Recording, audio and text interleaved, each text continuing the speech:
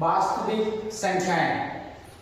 वास्तविक संख्याओं को अभाज्य गुणनखंडों के गुणनफल के रूप में कैसे व्यक्त करते हैं, ये हमको आज पढ़ना है। कक्षा 10 के ये पहली प्रश्नावली है। देखो, सबसे पहले इसका हम करेंगे अभाज्य गुणनखंड। सबसे पहले हम 2 का भाग देंगे, कितनी बार जाएगा? 70 बार। फिर दोबारा 2 का भाग दिया, कितनी बार जाएगा? 35 बार। अब 35 में देखो 2 का भाग नहीं जाता, 3 का नहीं जाता, किसका भाग देंगे हम? उसमें 5 का कितनी बार गया? 7 बार। अब 7 का भाग दिया 7 में 1 बार। यानी अब इसको आपको लिखना है 2 गुणा 5 गुणा 7। 2 कितनी बार है? 2 बार। 2 कितनी बार है? 2 बार। तो 2 को ऊपर घात कितनी लिखनी है हमको?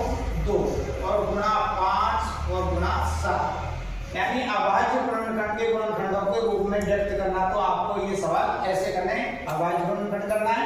जैसे 2 बार आया तो 2 के ऊपर भी घात कितनी लगानी है? 2 लगानी है। 2 के ऊपर घात अगर 3 आती है तो आपको 3 लगाती है। अगर यहाँ पर 5 2 बार आया होता तो 5 की घात 2 लिखते हैं। 7 भी 2 या 3 बार आता तो उसकी घात लिखते, लेकिन यहाँ 5 एक ही बार है तो एक बार लिखना है, 7 एक बार है तो एक ही बार लिखना है। इससे संबंधित देखो एक और उदाहरण समझिए। 156। सबसे पहले देखो हम इसमें भाग देंगे 2 का भाग दिया। देखो मैंने पहले भी बताया था, अगर आप डायरेक्ट भाग दे सकते तो डायरेक्ट भाग दे दो, नहीं तो साइड में भाग देके आप उसमें कर सकते हैं।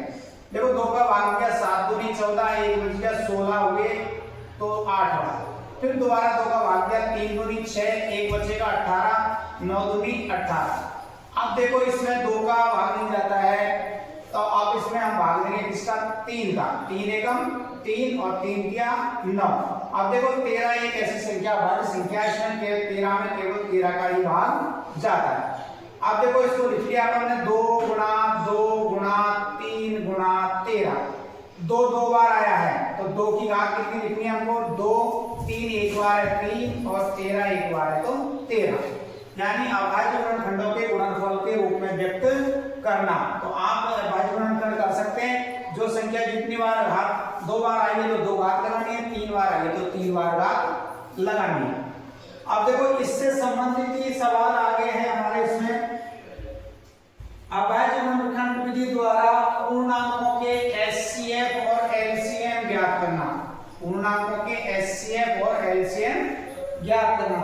जैसे मान लो संख्या दे दी मैंने आपको, एक 26 है और एक 91। अब इनका देखो सबसे पहले हमको एचसीएफ ज्ञात करना है। एचसीएफ ज्ञात करना मैंने आपको पहले बता दिया।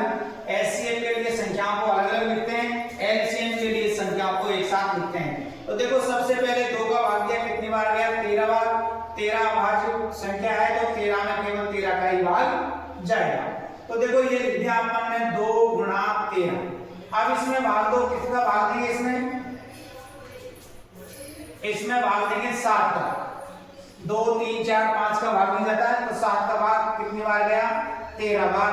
अब 13 में किसका भाग देंगे? 13 का कितनी बार गया? 1 बार। देखो इसको लिख लो 7 गुणा 13। दोनों में क्या चीज कॉमन है? 13। तो इन दोनों 26 और 91 का एचसीएफ क्या होगा? 13। अब देखो इसका हमको ज्ञात करना है एलसीएम। तो 26 और 91 को एक साथ लिखना है। एलसीएम में एक साथ लिखना है। देखो 2 का भाग दिया हमने इसमें 13 बार।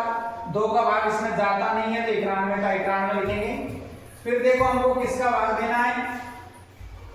अब देखो इसमें 13 में और 91 में 7 का भाग दिया तो 13 में जाता नहीं तो 13 का 13 लिखेंगे और ये यहाँ पर कितना आएगा? 13 बार। 7 का भाग 91 में दिया, कितनी बार गया? 13 बार। अब इसमें भाग किसका देंगे हम? 13 का ही भाग देंगे, एक बार। तो ये हो गया 2 गुणा 7 गुणा 13।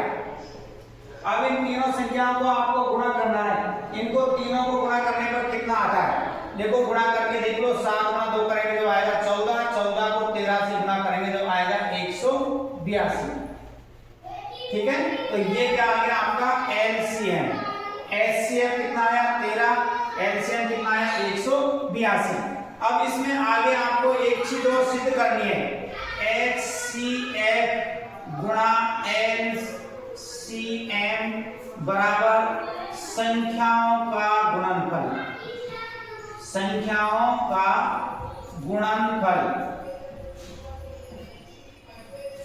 एस, ये याद रखना आपको ये फॉर्मूला, एचसीएफ गुणा एलसीएम बराबर संख्याओं का गुणनफल, दोनों संख्याओं का गुणनफल। एचसीएफ कितना आया था हमारा यहाँ 13, तो यहाँ पर 13 लिखेंगे। एलसीएम कितना आया 182, तो यहाँ कितना लिखेंगे 182।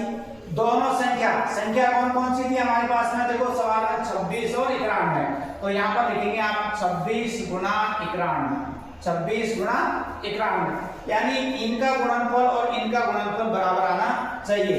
तो हमको यही चीज सिद्ध करनी है, एचसीएफ और एलसीएम का गुणा और दोनों संख्याओं का गुणा दोनों बराबर आने चाहिए। तो देखो इनको गुणा करके देखेंगे, हम गुणा करके देखते हैं, गुणा करके देखो इसमें 13 से गुणा करें, 13 दूनी 26, 26 का 6 हासिल की 2, 104 और 2 106 हासिल 10, 13 कम 13 10 कितने होते हैं 26, 13 और 10 26। ऐसे ही देखो इनको गुणा करके देख लो, जैसे आपने 26 का पढ़ा नहीं आता तो ऐसे गुणा करके देख लो, 1 से गुणा किया 26, 9 से गुणा किया 9 6 की 54 का 4 का हासिल की 5, 9 दूनी 18, 18 और 5 कितने होते हैं 23। तो देखो 6 का 6 23 और ये यहाँ पर 3 और ये 2, यानी इनको गुणा करने पर भी आपका ये आ रहा है और इनको गुणा करने पर भी ये आ रहा है। ये तो दोनों आपके मान है वो बराबर आने चाहिए। ठीक है, इस प्रकार हम इनका एचसीएफ एलसीएम ज्ञात करते हैं और फिर ये एलसीएम एचसीएफ गुणा एलसीएम, इनका मान हमको ज्ञात करना है। मान ज्ञात करने के बाद में हमको ये भी सिद्ध करना है एचसीएफ और एलसीएम इनका गुणनफल दोनों संख्याओं के गुणनफल के बराबर होता है।